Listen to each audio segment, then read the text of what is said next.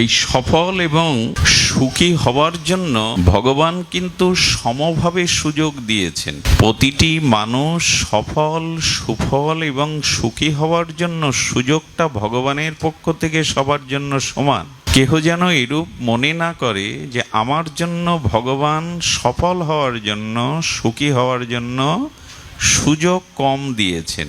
ভগবান নিরপেক্ষ তত্ত্ব, সেই অমৃতের পুত্র হিসাবে সকলকে সুখী সফল করবার জন্য ভগবান সমভাবে তাকে সুযোগ দিয়েছে। যেমন একটি দেশের রাষ্ট্রনায়ক যে সময় পায় দিন রাত্রে, একটি সাধারণ মানুষ সেই সময় পায় কিনা? 24 ঘন্টার বাইরে কোনো সময় কারো জন্য বেশি আছে কি?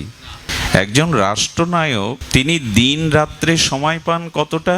সাধারণ একজন কাঙাল পথের মানুষ দিন রাত্রে সময় পায় তো সেই 24 ঘন্টা। সুযোগ সমান কিনা? রাষ্ট্রনায়ক বলে, সাধু বলে তার জন্য দিনের বা রাতের সময় ভগবান বেশি করে দেননি। আরেকটি বিষয় হলো, কর্ম করবার ক্ষমতা প্রত্যেক জীবকে ভগবান দিয়েছেন। কর্ম করবার ক্ষমতা, হ্যাঁ, যারা জন্মান্ধ, বধির, বিকলাঙ্গ তাদের কথা আলাদা। যারা পূর্ণ অবয়ব পেয়েছে, হস্তপদ বিশিষ্ট মানুষ, প্রত্যেকেই কর্ম করবার ক্ষমতা প্রভু দিয়েছেন।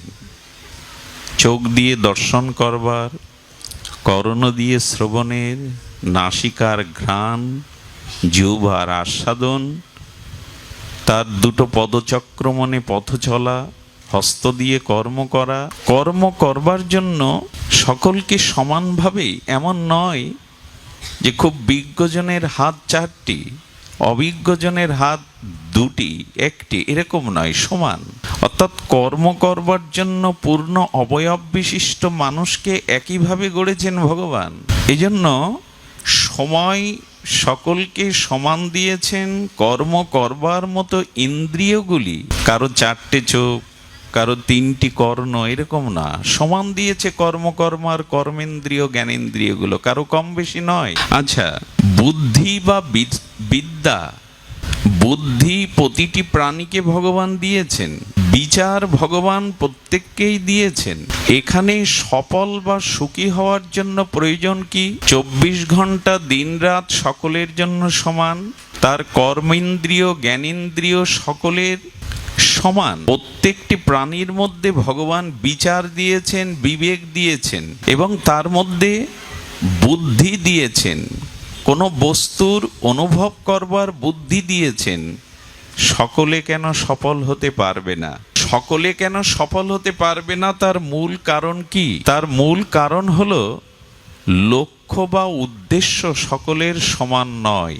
দিন রাত 24 ঘন্টা সকলের জন্য, কর্মেন্দ্রিয় জ্ঞানেন্দ্রিয় সকলের কম বেশি নয়, সমান।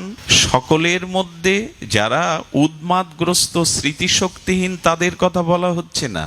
যারা পূর্ণ অবয়ব বিশিষ্ট মানুষ, তাদের ভিতরে বিচার আছে, বুদ্ধি আছে।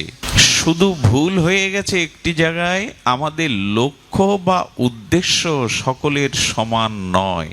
আমরা সফল হব, সুখী হব, এই দিশা ঠিক করতে পারিনি। তুমি তোমার জীবনের লক্ষ্যকে স্থির করতে পারোনি, এজন্য বিফল।